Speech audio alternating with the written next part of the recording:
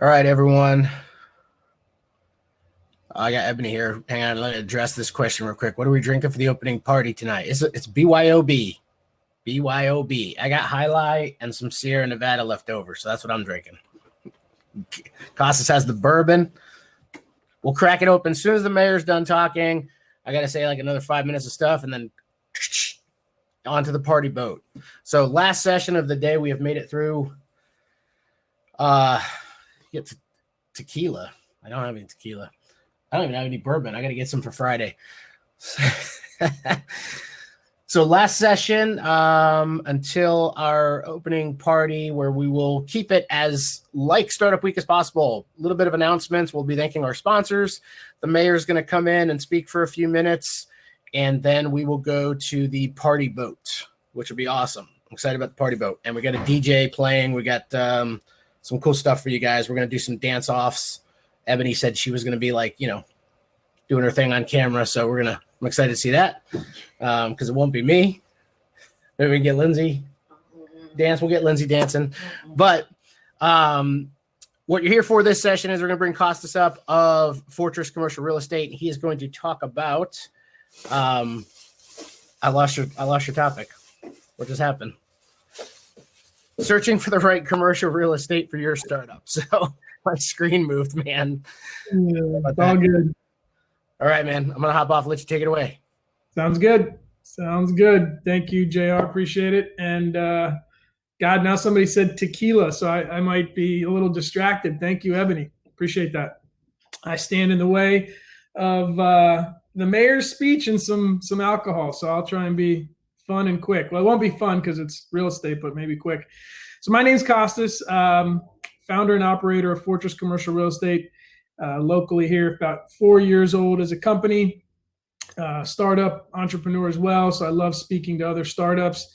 I've been in commercial real estate 16 years, 13 here in Tampa Bay, worked for the big shops, some of the biggest in the world, and did a lot of corporate real estate for some of the larger names that you would recognize as household names, e-commerce giants, everything.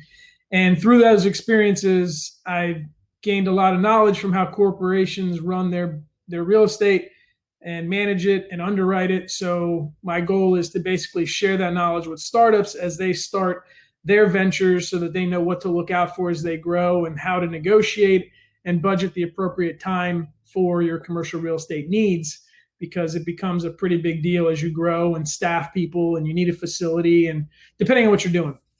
So with that being said, I'm going to share my screen and we'll get to the presentation. Application.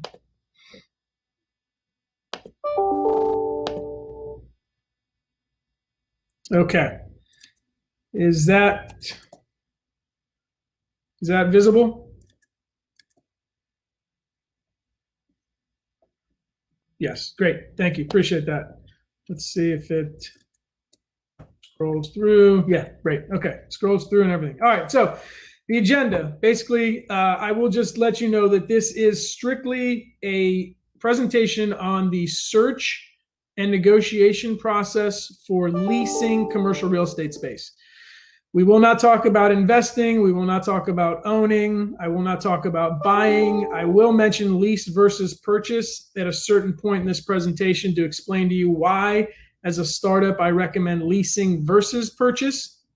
Now, I will caveat that with, if this isn't your first startup and you're a novice entrepreneur and a serial entrepreneur who has done this many a times, you might be able to bankroll a purchase. But for a true startup, I believe that leasing is the best option until you know what your cash position is and how big your company is going to be for a good amount of time, because it's a lot less risky to lease than to buy, and I'll explain why. So just to frame that, this is just leasing and how to go through that process. So we'll talk about searching, setting the parameters, the proposal stage, which is a non-binding document to basically set out your terms. You've heard all a term sheet. That's what I'll relate it to. And then from there, you'll go to the contract. So there's two different documents. There's a proposal document, and then there's the contract. The contract is the lease, and that is an obligation that you are bound to by legal matters. So at that point, you have to take that review a little bit more seriously and potentially involve attorneys. So there's 2 stages to proposal and lease. After that, we'll talk about things to consider in planning, which could be potentially just a recap and a lease versus buy. And I'll finish off with some acronyms and terminology and vendors. So if you have any questions, you can post them. You can put them in Q&A. I can deal with them as they come up, or we can save them to the end. We'll figure that out as we go. All right, so searching. You've all heard it, location, location, location. It's important in real estate, but it depends on your business model and what you're trying to do. And location could affect the type of property and the cost. So really knowing where you want to be helps you limit your options so that you can focus on making a decision, because that's the point, to find a space, not to look at everything in the market and confuse yourself. So where do you want to be? Why do you want to be there? Do you need frontage exposure on the main road, or can you be in the back somewhere because people will find you from marketing? Do you need to be near your key employees and where they live, or do you need to be near your customers, or do you just need to be near a highway so that you can get wherever you need to go? These are all things that you want to think about and use them to refine your search, whether you're searching alone or with an advisor or a broker. Do you need a sign or do you not need a sign? Do you need parking? And be careful, because sometimes you have to pay for parking if you're downtown, but other places in the suburbs, parking's free, or maybe on the side of the road, it's hourly. So all these things you want to take into account because they're going to affect your budget. Quality, type, and fit. What type of space do you need? Is it an office? Are you programmers or software development? Or are you making something? Or, do you need an assembly facility or manufacturing? Do you need heavy power? Are you a law firm? Do you just need space for clients to come in and meet in large conference rooms? Do you need a garden style office or a high rise? Do you need a warehouse or a restaurant? Think about this, because each of those property types has different components, different parking ratios. You might like the look of an industrial building because it's cool and it's edgy, but it doesn't have a very high parking ratio. So if you've got 20 people, you might not be able to park them at an industrial facility. You can see this when you go to Publix. There's a huge parking lot where you will have an abundance of parking. But if you go to a warehouse, there's not as much parking. Those parking ratios are set by the city. So you got to understand, if you've got a lot of employees, you got to be in the right building with the right parking and the right HVAC loads, or else it's going to cause you problems. So how much space do you need? As a startup, sometimes it's hard to tell. If you've got a piece of equipment or machinery that you're working with, obviously you can measure those dimensions and you know that at least you need that much space. If you've got 5, 10, 15 people, you can easily do some calculations, work backwards, and either figure out how much space you need due to parking or due to the size of the offices or the bullpen. So you might take a little bit of work on the front end to figure out how much you need. It's probably not going to be too much, but again, it depends on your model. But knowing that number will help you in your search parameters, and it also help you compare different locations based on price. How many employees and clients will you have showing up on a day-to-day basis? That's going to help you with your parking, whether you need covered parking or street parking or anything else, or if you have to pay per employee or per client. So keep that in mind. And then, do you know the layout for your operations? That's going to help you, because if you go to a space that needs a build out, you're going to have to describe that build out to a contractor or a landlord so that they can price it out and construct it and give you a time frame of when it'll be ready. If you walk into a space and it works perfectly and you can run your operations, then we call that as is, and that'll save you time and money, and it'll help you in the negotiations. So you really want to know how your business flows through a facility, because it could cost you time and money. If you have to completely demolish interior and rebuild, that could take you 4 to 5 months after you've signed the lease. So, you're looking at some time to get this done. So you want to budget for that. And we'll talk about the time as we move through this. Term length. How long of a lease do you want to sign? Do you know that you're going to be a specific size for the next 3 to 5 years? Or do you think you're going to grow at a feverish pace over the next year to 2, which means you're either going to have to take a space bigger than you need to grow into, or you're going to need to take a space that has an adjacent unit that you can expand into and get rights on, or you're going to have to take the space that's there on a short-term basis, maybe a year, until you're ready to grow again, and then you find another location. Plenty of aspects to this, but what I find with startups is they don't know what size they're going to be in a year because they could hit some serious growth, which is a good thing, but it doesn't translate to a good thing when you talk to a landlord, because if a landlord's going to spend money on a unit, they want to amortize that as a return that they get over the life of the lease. So the only way it works on a short-term basis is if you take a space as is, which means you either have to work with what you're given or do it yourself. So keep that in mind. And, different story if you're going to grow in different locations and you're going to have 1, 2, 3 operations, say like a restaurant, then it doesn't matter. You'll be in the first location for a long period of time, even with growth. But if you're software development and you've got a team of 6, but you think you're going to be a team of 24 in 12 months, well, a 6-person office and a 24-person office look very different, and they cost very different. So really think through how long you need to be in a space, and don't sign yourself away for not being able to manage that facility. This is also going to play into when you buy versus lease. At some point when you know you're going to be a certain size for 5 to 10 years, then I think it's reasonable to consider purchasing something. But until then, please consider leasing. Pricing, what's your budget? Do you have your funding lined up for this operation? Or is it contract based on your clients? Or are you looking for investors? A landlord is going to ask you all these questions because if you're a true startup and you haven't done this, you have no financials or working history to show them what you've done. If you're a startup and you've been doing this from your house for 2 to 3 years out of your garage, now you just want to go out and get a physical facility, different story. You have 2 years of operating financials to show them, and then they just have to account for, well, now we're putting in a rent expense. So make sure you know where your funding's coming from and how you're structured, because a landlord will ask for your financials, whether it's company financials or personal financials.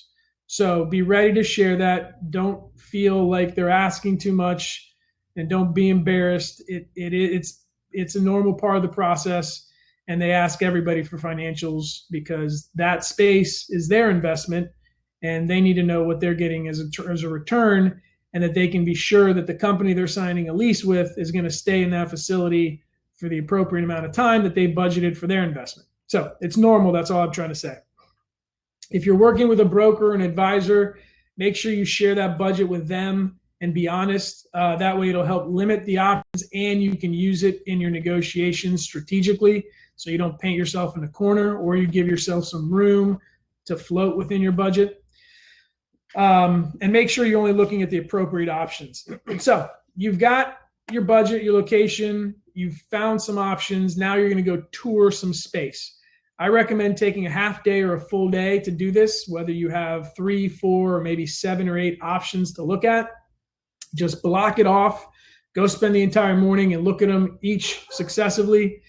It'll help you keep everything organized. It'll help you create a matrix of the locations, the prices, the sizes. And if you run them simultaneously, if you get down the road in 2 weeks with one of them and for some reason it gets leased, you've got another one that you've already looked at and have been pricing, so you have multiple proposals.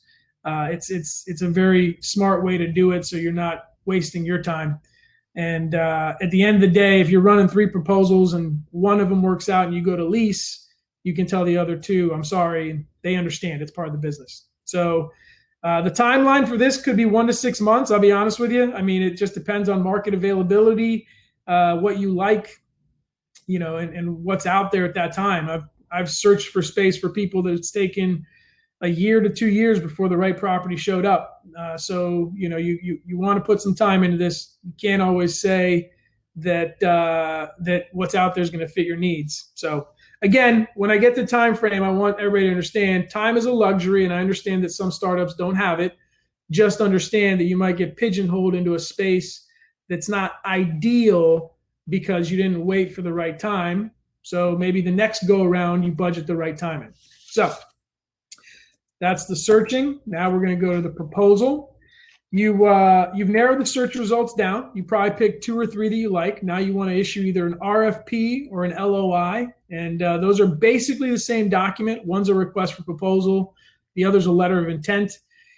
All it really means is who put down the number first, right? Request for proposal, you're stating, here's what I want. What are you going to charge me? A letter of intent is, here's what I want done, and here's what I'm willing to pay. And then that's where the negotiations start. So it's just the beginning of the staring contest. You can do whichever one you want. Document all your needs and all your modifications to any floor plan as best that you can. If you have a broker and advisor, please lean on them because they have these templates and it takes 5 minutes versus you recreating the wheel. And then you can have somebody manage the process for you. Include everything that you want in the RFP process. Put it in black and white on paper. Don't trust on what somebody said while you're walking through saying, yeah, don't worry about it. We'll fix that light. Nope. They will say yes to everything you say as you're walking through that space. That's their job. They're salespeople. Make sure when you get the proposal, you document everything you talked about so that you know there's no questions. When you get that lease in that space, everything you wanted was done and somebody's been held accountable to it. So make sure it's in black and white on that paper. Keep your proposals organized. I use spreadsheets with Matrix. Ebony, thank you for pointing that out. Because then you can look at everything. If there's a different size to 2 different units and 2 different rates, you might figure out that the larger unit is a better price per month or per square foot. And you're like, well, maybe I'll stretch and I'll get the larger space. So it keeps you organized. And then once you're down to the right business terms that you like, be prepared to say, yes, let's move on. Again, a proposal is non-binding. Nothing that you sign on a proposal will bind you to taking that space. You're just setting out the business terms. So don't be afraid to say, yes, I agree to that.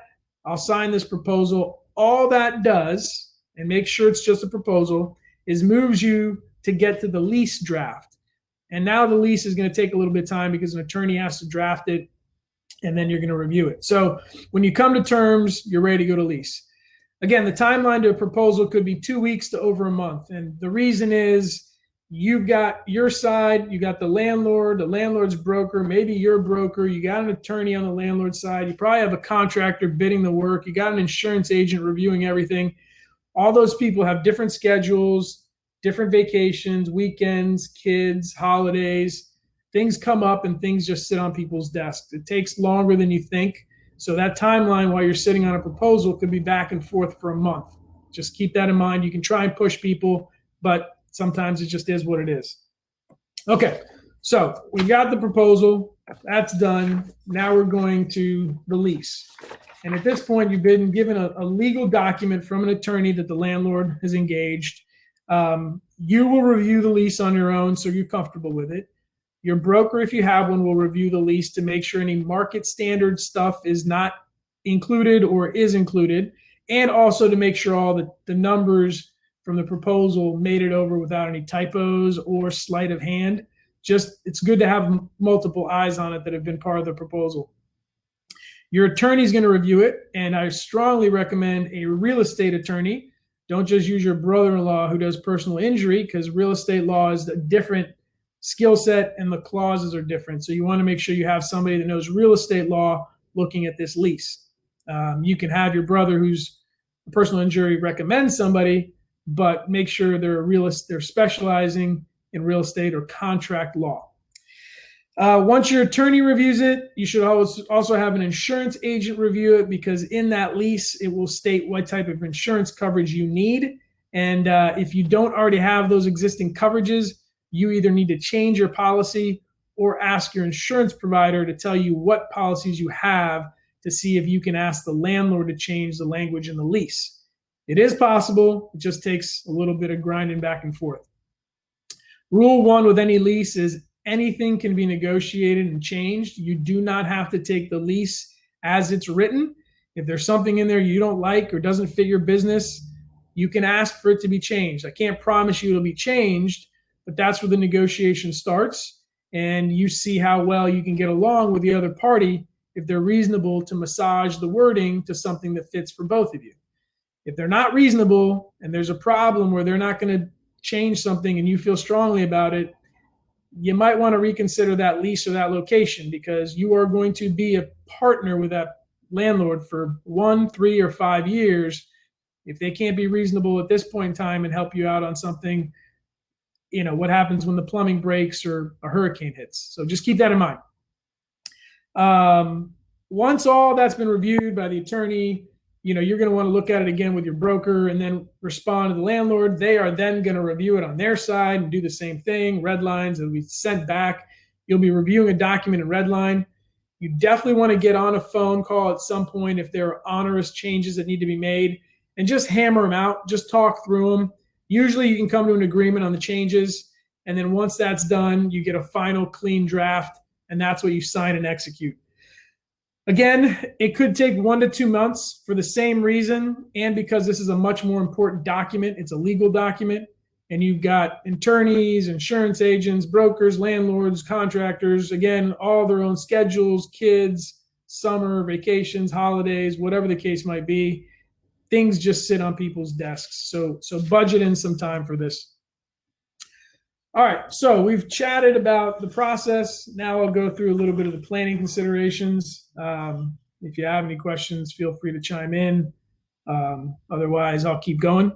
So lease versus buy. Why do I focus on leasing for startups? It's because of preservation of capital. As a startup, cash is very important to you. Again, if you're a serial entrepreneur and you've done this and you've got a treasure chest of reserves, stop listening. You can buy if you want to. But if you're strapped for cash, it is much less costly to lease than to buy. When you lease, you put down the escrow, you put down the security deposit, and you start paying rent. And if you need something done to the space, you ask the landlord to finance it into the lease. If you buy, you put a much larger down payment with the bank, maybe 10 to 15 to 25%. And if there's anything that needs to be fixed, you need to fix that and pay for it yourself. So it's going to cost you a lot, and it's going to drain your cash from where it needs to be, which is in your business working for you until you get to the right size. So in my opinion, your capital is better served in your business on your widget. Buying is also, you now have an asset that is not a liquid asset. They are not easy to sell, and they're not quick. They're not like homes. They don't sell in 30 to 40 days. Commercial real estate could take 60, 90, 120 days. So if you make the wrong decision, wrong location, wrong size, you're not going to get rid of that property quickly. And now you're going to have to manage a second facility because your business is still growing, and you have a property that you're not using anymore, or you're managing and straddling 2 properties. So again, unless you know how big you're going to be for a reasonable amount of time, 5 to 10 years, to where if you do grow in 5 years, it's okay because you use that building, you paid it down. It's a lot easier to sell at a discount, or you can profit on it or keep it as an investment. I really think you should be leasing as a startup. Plus, leasing in a multi-tenant building can allow you to expand if there's units on either side of you. If you buy a building, that's the size you got, right? Unless you want to expand the building, which again costs more. So how long does it take to prepare? We talked about this, at least 3 to 5 months before you need to move in. I like working with 8 to 10 months because of everything that I spoke to you about, and using time to your benefit as a negotiating strategy so that you don't feel stressed out that somebody knows I need to be in 2 weeks. Well, take it or leave it. This is the price. So how to use a broker to your advantage or an advisor to your advantage. Takes the work off your plate, lets you focus on your business is what you do best. And like I just said, this is a 3 to 5 month project. So unless you want to take on another day job while you're running your business, it's probably good to hire a project manager.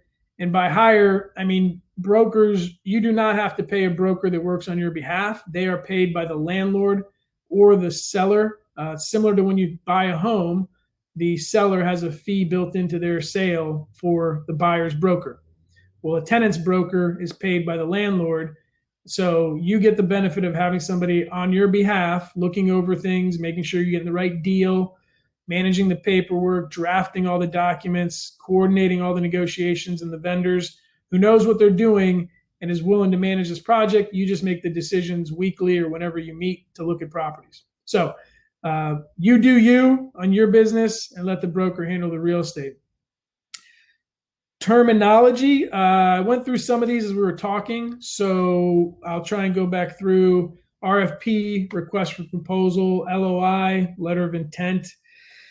SF is square footage. That's the size of the space that you're looking at. The rent, when you figure out your rent, whatever number they're marketing, let's say it's $10 and you're in 1,000 square feet, 10 times 1,000 is 10,000 per year. You divide by 12 to get your monthly number. If you see a rate quoted as triple net, NNN, if it's $10 triple net, you want to ask what the operating expenses are on top of that, because you'll have to add those two together. If it's $3 in OpEx, the total is $13 gross. If you see a space being marketed as gross per square foot, then you know all the expenses are wrapped in. So just keep that in mind, because a lot of people will throw out a number and it says triple net. You think everything's included, and then you find out, oh God, I got to pay another 30% more. So make sure you ask which one it is. And then on top of that, you always have to pay sales tax. Utilities, internet, phone, cable, that's on you as a tenant. So make sure you understand what that might cost you. TI is tenant improvements. That's the construction that you might need done to the space. So they'll call that a TI. They might give you an allowance, or they might handle all the TI for you. CAM is common area expenses, or common area maintenance. It is part of the operating expenses, but it's not all of it. CAM, real estate taxes, and the building insurance all make up operating expenses. CAM on its own is just the common areas, the parking lot, the elevators, anything that you're sharing with other tenants. Let's see. BOV is a broker's opinion of value. It's kind of like an appraisal, but it's not a certified appraisal, so you can't use it with a bank. But if you want a comfort level of what property might be worth, you can ask your broker. They've got the same tools to figure it out as an appraiser. You just can't use it for a purchase loan. So personal guarantee. It will come up as a startup. I do not recommend personal guarantees, but as a startup, if you have no financial history, you're probably going to have to sign a personal guarantee, because you've never done this before and the landlord doesn't have an existing business to look at. If you've been in business for 3 to 5 years, but you've been working from home, different story. Now your first time taking on some space, you probably can fight on the personal guarantee because you have some operating history to show for a business that's been around 3 to 5 years. So keep that in mind. If it's a small space, personal guarantee should be nominal, because you've already budgeted for this as an investment in the business you want to start. If it's a large space, different story. If you're spending a couple $100,000 a year on a space and you sign personally, if something goes wrong, you're paying that. That's a personal guarantee. So be very mindful of that personal guarantee, and try your best not to include it, but chances are as a startup, you're going to have to. So be very careful. See if you can burn off that personal guarantee over a couple of years as you prove that you're meeting your financial hurdles. So just keep that in mind. If anything, if you can keep that as the last thing to negotiate, at least then you know what everything else looks like, and you can say, yeah, I'm comfortable signing on that personally. That's it. We will go through other vendors that are needed, if you can read that. Lenders, attorneys, insurance agents, movers, furniture sales, IT wiring and cabling, telecom, electricians, contractors, bartenders, therapists, all of these people you will need in a real estate search, because at some point in time you will need their services. You can usually ask your broker for some recommendations on vendors, or if you've got people in your network that are lenders or attorneys or insurance providers, you will probably tap into them to ask them questions about your lease. Point to be made here: when you take over a space, you will be given electric at every outlet, and it better work. And you can tell your landlord if it doesn't to fix it. You might be given data outlets, but you are not guaranteed that the data has to work, because every tenant is different. Somebody wants fiber, cable, Ethernet, whatever, Cat 5, Cat 6. The landlord can't guess. So you make sure that you include that in your request for specifications when you're doing your improvements. or else that cost is on you because you're putting something special in there. So don't think that just because there's a data outlet in a wall that there's a wire behind it, because sometimes people snip them. So anyways, that is the extent of the presentation. There's my contact info if anybody ever needs follow-up questions, whatever the case might be. If you're searching for space, need somebody to help you, I'm open to anything, and I love connecting via LinkedIn or any social media if you have questions. I give this presentation every month in Ebor, and I always put this out there. Feel free to ask me any question. So I don't know if there's somewhere I need to be looking for. Kostas, it looks I can stop. there's questions in the Q&A there. I don't know if you have a minute to tackle those. Q&A. There we go. Perfect. Is it harder to lease space because of COVID? It depends on what industry and asset class you're in. If you're in industrial, COVID has not negatively affected that space, so you're not going to get many discounts on warehouse. It's actually, we've seen a surge in demand for industrial warehouse because of e-commerce and the Amazon effect. Retail, it could be easier because a lot of restaurants and other concepts have unfortunately had issues. And then office, it's either or, to be honest with you. Some businesses have been doing good and expanding if you're in tech. Others have figured out that working from home works for them, and they're going to try and get rid of their leases. So it just depends. It's too hard to say, and it's too soon to tell. I know you see a lot of media headlines that say that this has devastated the office world and everyone's working from home and there's going to be a glut of inventory. The reality is there's other companies that are growing and hiring and are possibly going to take the excess space. And also another part of it is office leases are long-term leases. So this pandemic, although hurtful, has only been around for 8 months.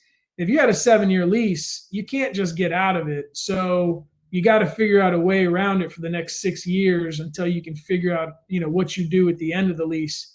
And in 7 years, we might not be talking about COVID. It could be just a normal occurrence. So it is affecting the industry, but it's not widespread, and it's very case by case, which is another reason that I recommend you speak with a broker who's been in the market for years that can tell you the nuances of how it's affecting certain areas and certain asset classes. Are landlords asking for more or less of a renter in terms of the monthly lease amount because of COVID? I think we can parlay that from the answer before. It depends on the asset class. If the landlord's hurting and desperate to fill a space, then you can probably get it at a better deal. If they're not, they don't care. We're in Tampa. The market is very strong, a lot of demand. Everybody wants to be here. A landlord could potentially wait at peak pricing and not care that you're bringing up COVID. It is what it is. It has not affected everybody the same way across the board. Is it common for landlords to have you pay for the improvements over a period of time with each month's payment, or would they just add to the back of the lease? Kind of both. A landlord usually budgets in a certain amount of dollars. Let's say it's $50,000 at that rate that they're marketing, and they're fine within a little bit of margin error to spend that. If your improvements take $100,000, well, now they might take that other $50,000 and increase your rate by $1 or $2, whatever the calculation works out to amortize it over the life of the lease. And then basically you're paying for it in your rent. They're not going to add it to the back of the lease. It's going to be, your rate is just going to increase a little bit if they give that to you as an allowance. Do you have any recommendations for contractors to build out undeveloped land? Any idea of price per square foot to build for a medical office type of space? Very loaded question. Not an easy answer. So many variables. Even if you talk to a contractor, and I'm not a contractor, they won't give you that answer. just off of basic question. You really got to talk about the details. Is it a dental practice? Is it a surgery center? Is it a chiropractic? All those have different utilities. Is it 2-story? Is it single story? It depends on the fit and finish. I do have recommendations for contractors. I'd be happy to share those with you if you want to reach out to my contact info. But land development is one of the hardest, most time-consuming, complex, and costly processes. You do not want to go at it alone. It's even more mind-numbing than residential home building, and there's a lot of governmental steps. So I highly recommend talking to a contractor that specializes in medical construction so that you can get a better idea. I'm going to tell you it's probably $200 to $300 a square foot, and that's a big range, I know, and that's just from deals that I've done on some dental practices, and we've ranged that. It really depends on what you're given to start with. Do you have to clear the land, or is it already cleared? Are there trees? Do you have to build a retention? Is it zoned appropriately? If it's not zoned appropriately, then you have to spend money to rezone it. There's a risk that you might not get it rezoned. It's just, there's a lot of variables. So please follow up with me if you really want a contractor, and I'll connect you with somebody that can help you. Fred Lay with CSI is a great contractor that's done special builds like that for lab space and clean space for medical builds. So you can call him, you can call me, and I can move that along. So I think that's all the Q&A, unless I'm missing something. Eric? No, we're all set. Kostas, sharing a little bit of your expertise. We've got about 20 minutes here until we kick off our opening party. So feel free to go in this hall or jump back over to the main area and find your seat for the happy hour. Sounds good. Thanks, man. I appreciate it. And thanks to everybody for listening. I will kind of keep this open for a minute or two in case someone's typing, but if not, I hope you all enjoy whatever beverage you crack open here in 45 minutes.